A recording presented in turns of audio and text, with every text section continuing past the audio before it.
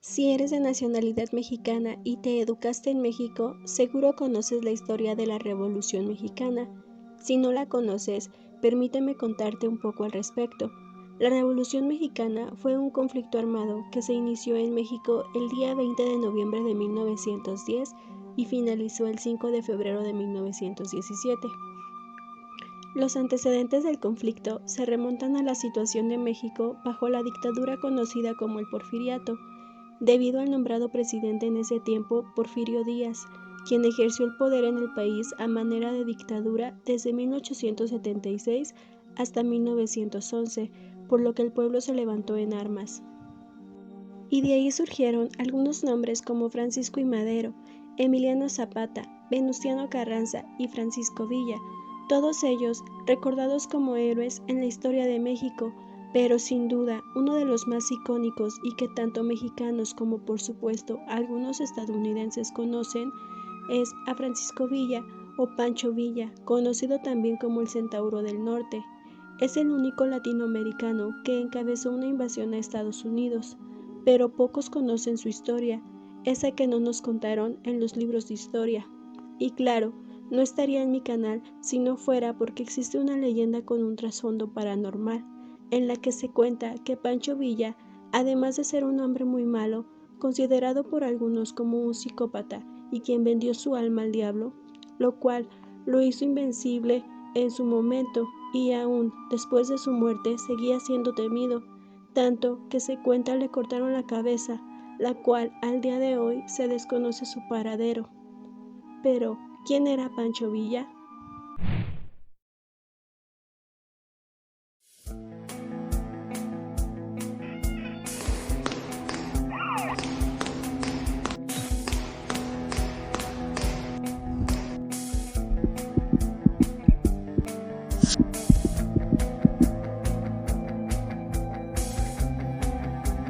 Hola amigos y amigas de YouTube, sean bienvenidos y bienvenidas a mi canal Biblioteca Paranormal. José Doroteo Arango Arámbula nació el día 5 de junio de 1878 en La Coyotada, en Durango, México. Sus padres fueron Agustín Arango y Micaela Arámbula. Quedó huérfano siendo adolescente. Desde pequeño se crió para ser ranchero y no aprendió a leer, pues no tuvo la oportunidad de asistir a la escuela porque su familia le necesitaba para trabajar en la finca y pagar las deudas de su padre, pues después del fallecimiento de este, Doroteo se hizo cargo de la familia trabajando de arriero en la hacienda de Laureano López Negrete. En 1894, uno de los hijos de López Negrete violó a su hermana mayor y en represalia Doroteo tomó un revólver y le disparó, fugándose a las montañas, donde pasó la mayor parte de su tiempo hasta 1910.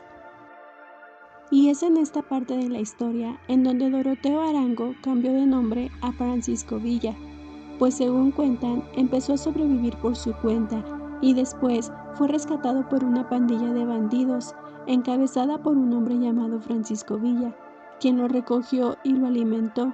Al no tener a dónde ir, Arango empezó a operar con esta pandilla, asaltando pueblos y delinquiendo. En una ocasión, Francisco Villa, el jefe de la banda, sufrió una herida de bala, por lo que agonizando nombró a Arango como jefe de la pandilla de bandidos, pues por su lealtad fue que se ganó la confianza y así fue como Arango cambió su nombre a Francisco Villa, a petición de la banda que ahora él encabezaría. Continuaron realizando actos de vandalismo, regresando a la hacienda donde Arango había matado a Agustín López Negrete y acabó con la vida del cuñado de fallecido, pues este lo buscaba para matarlo. Pero también existe otra historia que cuenta que su verdadero padre en realidad fue Luis Fermán Gurrola, de quien su madre había sido sirvienta. Al no ser reconocido por este como su hijo, fue bautizado por Agustín Arango, quien era hijo natural de don Jesús Villa, su abuelo paterno, siendo de él de quien adoptó su apellido, llamándose así Francisco Villa. Doroteo Arango, ahora con el nombre de Francisco Villa, comenzó su accionar revolucionario principalmente en el estado de Chihuahua, en el norte de México, donde su ideal consistió en frenar el abuso que ejercían los hacendados sobre los campesinos. En 1910 se unió al movimiento maderista En ese entonces, Pancho Villa era nada más un ladrón de ganado, un bandido social que robaba al rico para darlo a los pobres, como un tipo de Robin Hood. Sin embargo, al conocer a Abraham González, representante político de Francisco I. Madero, en Chihuahua, recibió de éste la educación básica que le hizo abrir los ojos al mundo político y cambiar su visión sobre su propia vida y su relación con los que estaban en el poder. En la lucha armada maderista se distinguió por su audacia y organización. La revolución maderista comenzó a revelar el ingenio militar y la capacidad estratégica de Pancho Villa. Sobresalió como jefe de varias batallas. Además, participó en el mayor triunfo al lado de Pascual Orozco, un general y líder revolucionario que se levantó en armas en apoyo al Plan de San Luis de Francisco I. Madero. Juntos comenzaron la batalla de Ciudad Juárez contra el general Juan Navarro, a quien Villa intentó fusilar incluso en contra de Francisco I. Madero, pues Madero nunca autorizó oficialmente, ni siquiera dio orden de ataque a la ciudad. Esta se desarrolló el día 8 al 10 de mayo de 1911, aunque los siguientes días se registraron saqueos y fusilamientos hasta el 21 de mayo de 1911. Acarreando eventualmente la renuncia del presidente Porfirio Díaz. Después de su triunfo en la toma de Ciudad Juárez, Villa dio muestras de su lealtad a Francisco I. Madero al rechazar la invitación de Pascual Orozco para rebelarse, y más aún retomó las armas para defender al gobierno maderista, pues para el día 6 de noviembre de 1911, Francisco I. Madero ya era presidente de la República. Y un dato curioso sobre él es que veía en el espiritismo la forma de encontrar respuestas y encontrar orientación para salvar a México. Pues una vez que Francisco I. Madero llegó a la presidencia de México, la prensa de la época sacó a la luz su pasado como médium escribiente, es decir, una persona que al entrar en trance puede escribir en papel lo que los espíritus invocados le digan, lo que fue de ayuda para Villa, pues tiempo después, en Torreón, se incorporó a las filas de la División del Norte Federal, que comandaba Victoriano Huerta, un ingeniero militar y dictador. A su lado participó en más batallas. Y fue gracias a su actuación militar que Villa fue ascendido a general brigadier honorario. Victoriano Huerta, receloso de su brillantez, a pesar de no ser militar de carrera y molesto por su independencia, acusó a Villa del supuesto robo de una yegua, lo procesó por insubordinación y ordenó su fusilamiento. Y es aquí donde existe una historia en la que se cuenta que Madero le salvó la vida, pues Madero bien sabía de los roces de Villa con Huerta. Lo curioso es que en ese momento Madero se encontraba lejos y no tenía forma de saber que Villa había sido condenado a muerte, pues todo fue de la noche a la mañana que Huerta ordenó al coronel Rubio Navarrete que acabara con la vida de Villa y su cuartel, pero Navarrete no vio una razón justificada para hacerlo, por lo que esa noche no actuó. Y a la mañana siguiente ordenó llevar a Villa para su fusilamiento. La escena era la siguiente. El pelotón de 10 soldados con uniformes de paño azul se alineó en doble fila y posición de firmes, mientras que Villa, vestido de color caqui, saco y chaleco, trata de esquivar el sol. Posteriormente se arrodilla llorando, mientras que Castro, el coronel a quien se le dio la orden de llevar a cabo el fusilamiento, conmovido lo levanta y otro militar le ofrece un trago de sotol. Tras volver a formarse, Castro continuó con la orden de ejecución y apenas había gritado "apunten" cuando llegó el telegrama que salvó la vida del centauro. Madero, mediante un telegrama, ordena a su hermano Raúl y al coronel Navarrete intervengan en el fusilamiento y lo envíen a la Ciudad de México para que sea encarcelado. Villa fue trasladado a la penitenciaría de Lecumberri, en donde estuvo encarcelado de junio a noviembre de 1912. En diciembre fue trasladado a la prisión de Santiago en Tlatelolco, de donde se fugó a las 3 de la tarde del día de Navidad. Se dice que durante su estancia en la cárcel aprendió a leer y a escribir.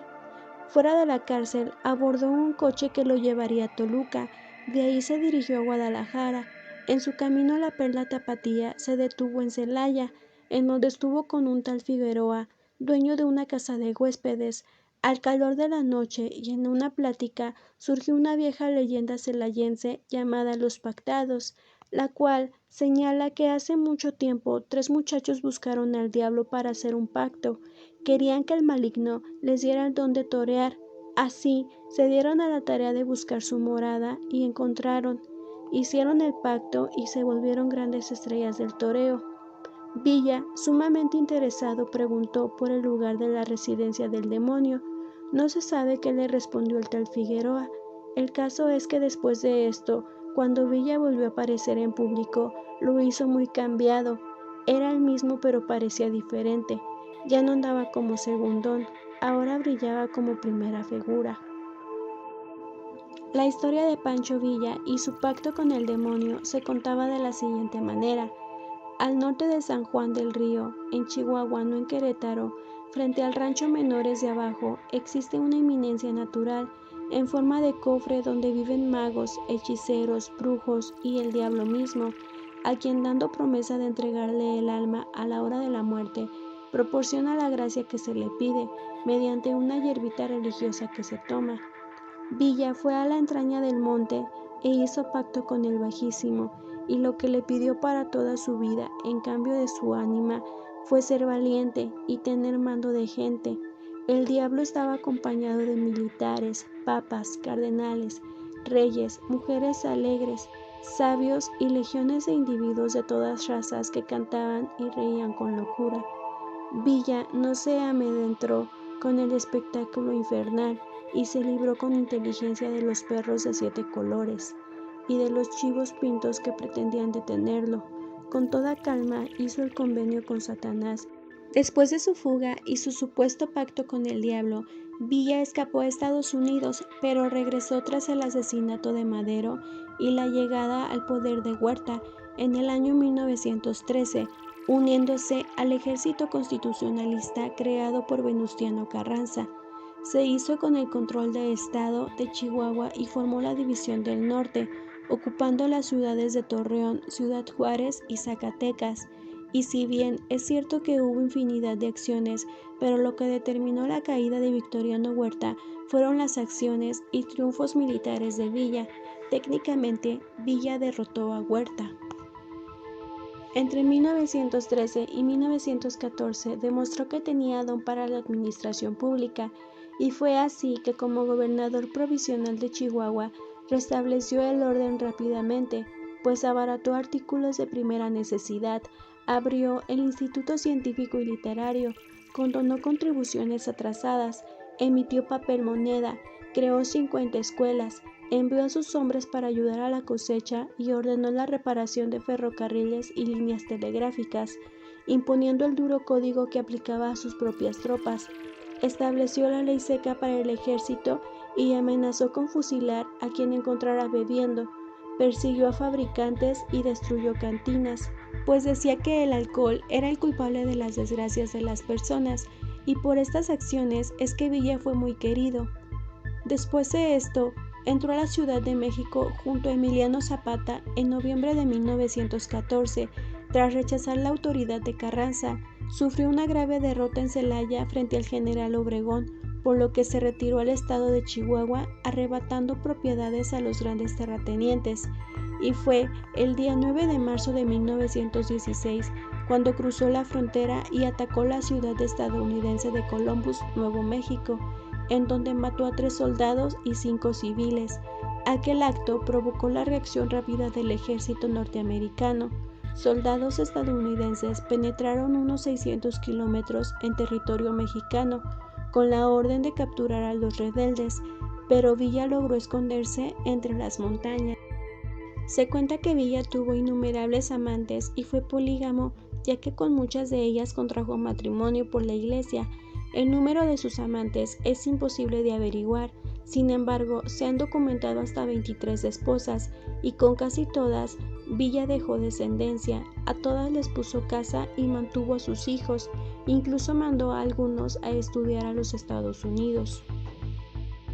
Desde junio de 1920, Villa vivió apartado de la vida pública junto a su familia en una hacienda de la localidad de Canutillo, en el estado de Durango. Y el día 20 de julio de 1923, Villa partió hacia Hidalgo de Parral, donde pretendía reunirse con algunos de sus camaradas para partir posteriormente todos juntos hacia el río Florido, donde había de asistir a un bautizo del hijo de un amigo. Sus premonitorias palabras antes de salir fueron: "Parral me gusta para morirme". Villa era consciente de que el entonces presidente de México, Álvaro Obregón, tenía la intención de asesinarlo. Para dar a entender que venía sin ánimo de levantar disputas, Villa rehusó la escolta de 50 hombres que habitualmente le acompañaba y marchó solo con 5 hombres. Conduciendo él mismo, Villa empezó a atravesar la ciudad de Parral, y cuando su automóvil cruzaba la calle Gabino Barrera, un hombre ataviado con un sombrero de palma llamado Juan López agitó la mano a su paso exclamando: "¡Viva Villa!". Aquel viejo grito de guerra se convertiría ahora en el funesto anuncio de su muerte, pues esa era la señal para que los asaltantes supieran que el coche estaba llegando al punto donde debía cometerse el atentado. Tras girar por una calle, el vehículo quedó en un punto ciego de la curva donde aguardaban los sicarios para abrir fuego. Al grito de "¡Viva México, cabrones!", los asaltantes dispararon una nube de proyectiles. Se dice que al menos fueron 150, que destrozaron los cristales del coche de Villa. 13 balas atravesaron el cuerpo del Centauro del Norte, causándole la muerte en el acto.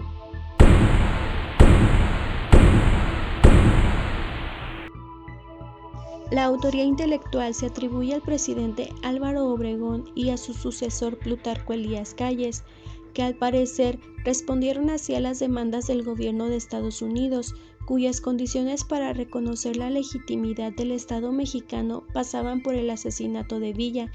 Tras su entierro, el cadáver de Pancho Villa no encontró reposo en el cementerio de Parral, pues en 1926 fue profanado y decapitado. Su cabeza desapareció. Se dice que para cobrar una recompensa de $50,000 que el gobierno norteamericano ofrecía por ella. Otra versión apunta a que fue Álvaro Obregón quien mandó decapitar el cadáver de Villa en venganza por el brazo que perdió a causa de él. Sea cual sea la historia, lo único cierto es que a la fecha nadie sabe dónde está su cabeza.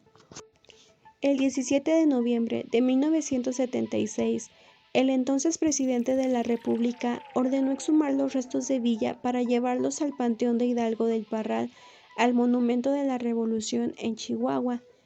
El 18 de noviembre comenzaron los trabajos de exhumación. Durante el proceso estuvieron presentes las últimas 3 viudas de Francisco Villa. La labor fue complicada porque encima del féretro había una gruesa placa de concreto que protegía los huesos del general. Por supuesto, las historias alrededor de Villa no dejaron de aparecer, de hecho se multiplicaron.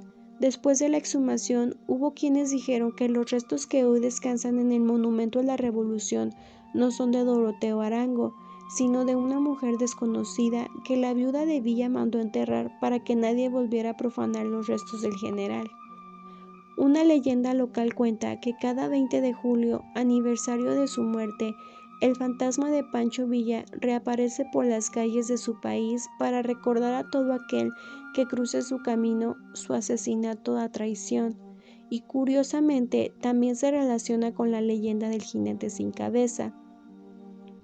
Y bueno, la historia de Villa es muy extensa y con muchos datos interesantes, nada que ver con la contada en los libros de historia. ¿Y tú ya la conocías?